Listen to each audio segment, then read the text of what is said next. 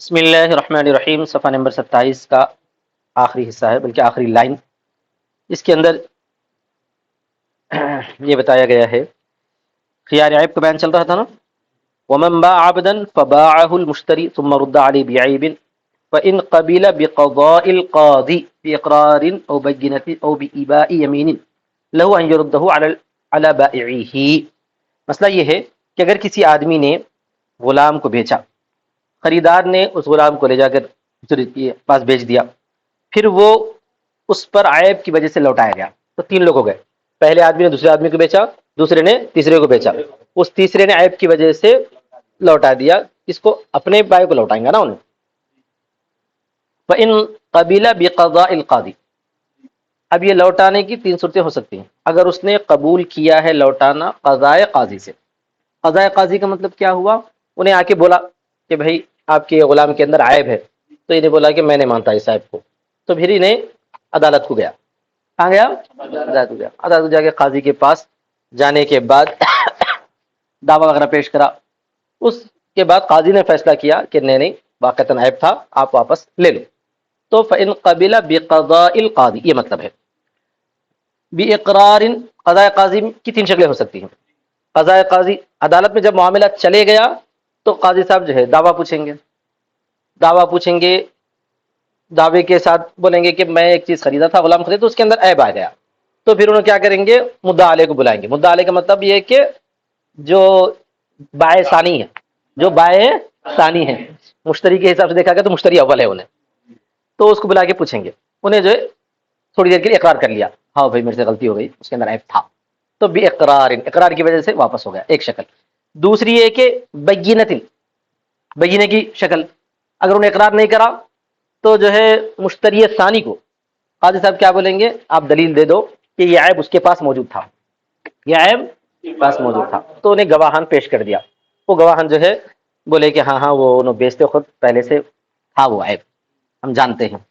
تو یہ بینہ کی وجہ سے بھی قاضی فیصلہ کر دیتا. دو شکلیں ہو گئی قاضی کے فیصلہ کرنے کی، یا تو مدعا علیہ کا اقرار ہونا یا بینہ ہونا. وہ بینہ کس کی طرف رہیں گا؟ مدعی کے پاس رہیں گا. مدعی کون ہے؟ مشتری ثانی. اور بھی اباء یمین، یا تیسری شکل یمین سے انکار. یمین سے انکار کا مطلب کیا رہتا؟ قاضی جو ہے پہلے پوچھیں گا مدعا علیہ کو، انہیں اقرار نہیں کریں گا، بعد میں مدعی کو پوچھیں گا تمہارے پاس گواہ ہے کیا، گواہ پیش کرو، تو مدعی صاحب گواہ پیش نہیں کر سکے. تو اس کے بعد جو مدعا علیہ سے قسم کا مطالبہ کیا جائے گا، ٹھیک ہے تم قسم کھا کے بولو کہ میرے پاس کوئی عیب نہیں تھا. تو انہیں قسم کھانے سے انکار کر دیا. انہیں بولا کہ میں قسم نہیں کھاتا، اپنے کو جو ہے قسم کھانے سے منع کیا گیا ہے، اللہ تعالیٰ پسند نہیں کرتا، یہ بول کے انہوں نے قسم کھانے سے انکار کر دیا. تو اس کے قسم کا انکار کرنا بھی اس بات کی دلیل ہے کہ جو مدعی کا دعویٰ صحیح ہے. سمجھ میں آ گیا؟ تو قاضی صاحب کیا کرتے؟ مدعی کے حق میں فیصلہ سناتے. تو یہ تینوں شکلوں میں کوئی بھی شکل ہو، قضائے قاضی کے بعد چیز، یعنی وہ عیب زدہ غلام اس کو حوالے کر دیا گیا ہے بائع ثانی کو، جو کہ مشتری اول ہے، اس کے حوالے کر دیا گیا. سمجھ گئے نا؟ ہاں. اب انہیں کیا کرنا؟ پھر انہیں اپنے بائع کے پاس جانا. انہیں وہی بول رہے ہیں لہو ان یردہ علی بائعہ، اس کے لیے ہے کہ وہ اپنے بائع کو رد کر سکتا ہے. لیکن یہاں شرط کیا بیان کرے مصنف؟ اسی وقت میں جبکہ قضائے قاضی سے فیصلہ ہو. تو جبکہ تو قضائے قاضی کا فیصلے کی تین شکلیں ہو سکتی ہیں، یا تو اقرار سے کرتا ہے قاضی، یا پھر جو ہے گواہ سے کرتا ہے مدعی جو گواہ پیش کریں گا، یا مدعی گواہ پیش نہیں کر سکا تو پھر یمین کے انکار سے، ابائی یمین بولتے ہیں. کیا بولتے ہیں؟ ادھر دیکھ لو بابا، ادھر دیکھو. ہاں یمین کے ابا سے فیصلہ کر سکتا ہے. تو تینوں شکلوں میں قضائے قاضی کے بعد اگر فیصلہ ہو گیا کہ مشتری ثانی کی چیز عیب کی وجہ سے انہیں بائع ثانی کے طرف، جو کہ اس کا بائع ہے، اس کو حوالے کر دیا گیا، تو اب بائع ثانی کو نہیں، بائع ثانی کو اس بات کا حق ہے جو کہ مشتری اول ہے کہ انہیں اپنے بائع کے پاس حوالے کر دے، جا کے بول دے. اب انہیں بھی وہی ثابت کرنا پڑتا، انہیں یہ ثابت کرنا پڑتا کہ وہ عیب پہلے سے موجود ہے اس کا، نہیں وہ ثابت کرے تو پھر انہیں واپس کر سکتا ہے. یہاں یہ تفصیل اس لیے بیان کر رہے ہیں کہ اس سے پہلے آ چکا تھا کہ اگر عیب کی وجہ سے آدمی اپنے پاس چیز رکھ لیا ہے تو واپس کر سکتا ہے، لیکن اس کے اندر ایسا جو عمل دخل کر دیا کہ واپسی متعذر ہے، واپسی متعذر اپنی طرف سے حابس شمار ہو گیا، تو پھر نہ انہیں نقصان عیب لے سکتا تھا بولے، اور نہ ہی واپس کر سکتا تھا بولے. سمجھ گیا نا؟ حابس اگر ہو تو تو یہاں حابس ہونا ثابت نہیں ہوا. کیوں نہیں ہوا؟ اس لیے کہ قضائے قاضی سے یہ چیز اس کے پاس آ گئی، پھر اس کے پاس سے پھر انہیں واپس اپنے بائے کو دے سکتا ہے، واپس کر سکتا ہے. کیوں؟ اس لیے کہ قضائے قاضی در حقیقت فسخ بے ہے. یہ بات سمجھنا ہے. کیا سمجھنا ہے؟ قاضی صاحب جب فیصلہ کر دیے، بائے ثانی کو یہ بول دیے کہ بھائی تم جس کو بیچے تھے اس سے جو ہے چیز واپس لے لو، تو قاضی کا فیصلہ فسخ بے ہے. تو گویا کہ وہ بے ہوئی ہی نہیں. کیا مانا جائے گا؟ ہوئی ہی نہیں. اور مبی جو ہے کس کے پاس موجود ہے؟ بائے ثانی کے پاس، جو کہ مشتری اول ہے، اس کے پاس موجود ہے. جب اس کے پاس موجود ہے تو انہیں واپس کر دے. یہ ہے مسئلہ. قاضی کا فیصلہ یہ یاد رکھنا، گویا کہ بے ہوئی ہی نہیں. اس کے برخلاف ایک دوسری شکل بنتی، اس کے برخلاف ایک دوسری شکل بنتی. وہ شکل یہ ہے کہ قاضی کے فیصلے کے بغیر ہی مشتری ثانی نے جب آ کر کہا بائے ثانی کو کہ بھائی آپ کی چیز خراب نکل گئی، تو بائے ثانی کیا کر لیا؟ ٹھیک ہے بلکہ لے لیا، واپس لے لیا، جو کہ مشتری اول ہے. تو یہاں قاضی کے فیصلے کے بغیر لیا. تو یہ قاضی کے فیصلے کے بغیر لینے کی وجہ سے اس کو حق نہیں کہ اپنے بائے کو لوٹا سکے، کیونکہ جب قاضی کا فیصلہ نہیں ہوا تو یہ تیسری بے شمار ہو جائے گی. انہیں بیچا اس کو، انہیں بیچا اس کو، انہیں پھر اس کو لا کے دیا، تو مطلب ہے کہ اور ایک کو بیچا بولے ایسا. سمجھ میں آ گیا نا؟ اس کو فسخ بے نہیں مانتے. آپس میں اگر آدمی کوئی چیز کسی کو بیچ جائے، اس سے پہلے میں یہ شکل سنایا تھا شفا کے بارے میں، اگر میں نے کوئی چیز بیچی پھر بعد میں انہوں لا کے مجھے ہی واپس کرے تو وہ تیسرے کے حق میں کیا شمار ہوتا؟ بے شمار ہوتی.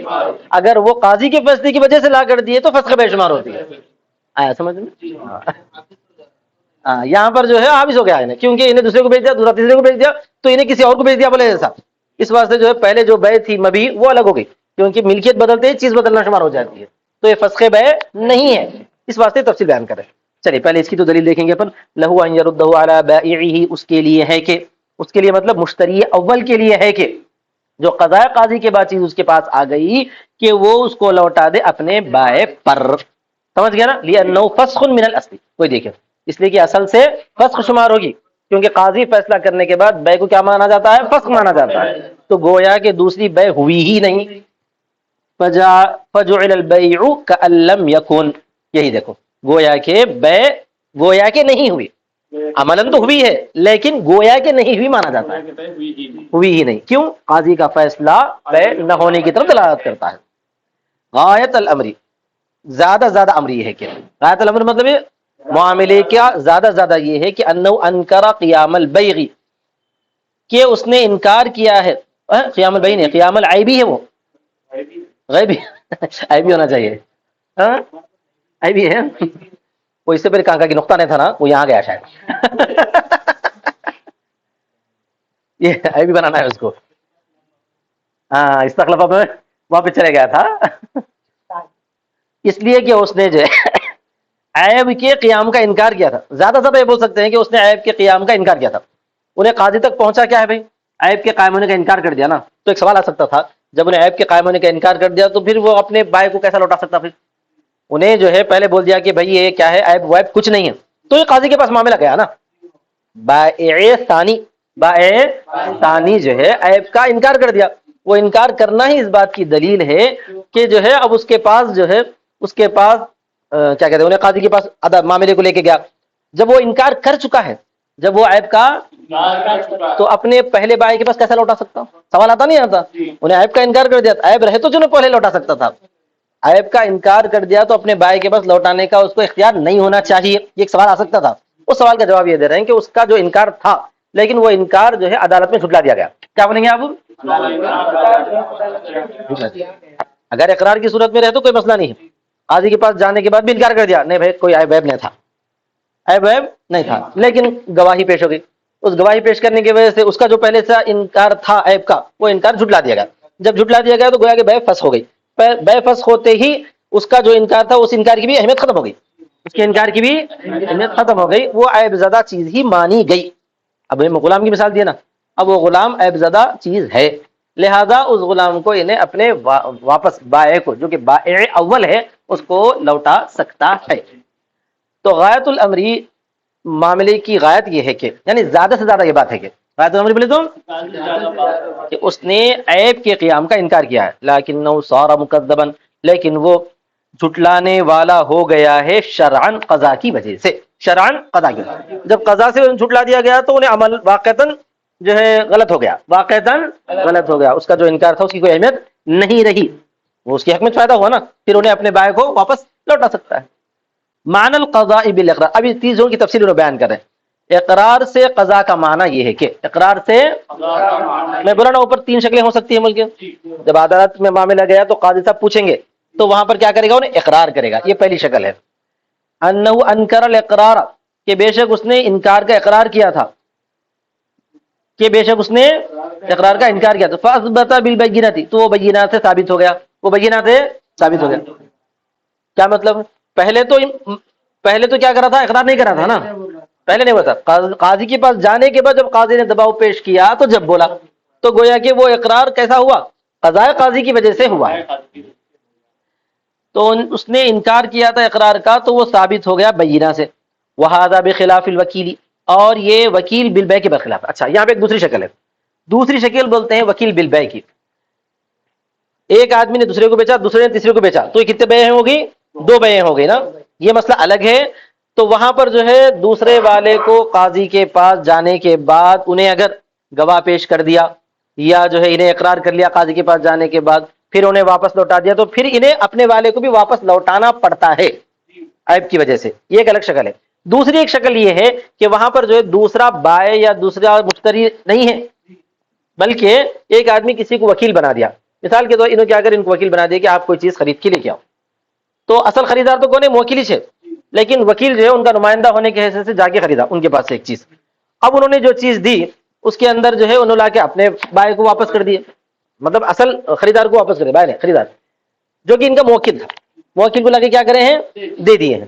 دے دینے کے بعد اگر اس میں عیب نظر آیا تو اب یہاں پر دو بیعیں تو نہیں ہوئی نا، تو گویا کہ ان کا واپس کرنا یہ ڈائریکٹ موکل کی طرف واپس کرنا شمار ہو جائے گا، ڈائریکٹ جو ہے بائع کو واپس کرنا شمار ہو جائے گا، یہ بتانا چاہ رہا ہے۔ کیا بول رہے ہیں، یہاں پر جو ہے موکل کا واپس کرنا، صرف وکیل کو دینا، قضاء قاضی وغیرہ یہاں تفصیل وہ نہیں رہیں گی، کیوں، یہاں دو بیعیں نہیں ہوئی، یہاں پر دو بیعیں نہ ہونے کی وجہ سے وکیل کی صورت میں، توکیل کی صورت میں صرف اپنے وکیل کے حوالے کر دینا، گویا کہ وہ چیز مکمل بائع کے حوالے کرنا شمار ہو جائے گی۔ یہاں پر پھر قضاء قاضی کی تفصیل، اور یہاں پر جو ہے انہیں قضاء قاضی سے اپنے وکیل کو دیا، پھر وکیل لے جا کر وہاں پر بائع کو واپس کر رہا ہے، ایسی تفصیل نہیں آئے گی۔ کیوں نہیں آئے گی، یہاں پہ دو بیعیں نہیں ہوئی، وکیل کا بیچنا یا وکیل کا خریدنا ڈائریکٹ موکل کا بیچنا اور خریدنا ہی شمار ہوگا۔ تو موکل نے جب اپنے وکیل کو جو کہ اصل خریدار ہے اس کے حوالے کر دیا تو گویا کہ انہیں کس کے حوالے کر دیا، بالراست بائع کے حوالے کر دیا ہے، سمجھ گیا نا، وہ شکل یہاں پر نہیں ہے، بول رہے ہیں۔ اور یہ برخلاف وکیل بالبیع کے ہے، اذا رد علیہ بعیب بالبینۃ حیث یکون ردا علی الموکل، جب وہ اس کی طرف کسی عیب سے لوٹا دیا گیا ہے بینہ سے، تو وہ ہو جاتا ہے موکل پر لوٹانا، موکل پر لوٹانا ہو جاتا ہے۔ موکل بالبیع، وکیل بالبیع کی مثال دے رہے ہیں، وکیل بالمشتری کی نہیں، وکیل بالبیع کی مثال کے طور ایک آدمی نے کسی کو بیچنے کا وکیل بنایا ہے، جیسا کہ دکاندار کیا کرتے ہیں، بیچنے کا وکیل بناتے نہیں بناتے، اس کو بناتے ہیں اپنے کام کرنے والے کو، اصل دکاندار تو گھر پہ بیٹھا ہوا ہے، اپنے کام کرنے والے کو وکیل بالبیع بنا دیا، تو وکیل بالبیع جو ہے کسی کو بیچ دیا، خریدار انہیں خریدار ہے، تو خریدار لا کے کس کو واپس کریں گا بھائی، وکیل کو واپس کریں گے نا، وکیل کو ہی واپس کریں گا، لیکن وکیل کو واپس کرنا در حقیقت کس کو واپس کرنا شمار ہوگا، بائع کو واپس کرنا شمار ہوگا، موکل کو واپس کرنا شمار ہوگا۔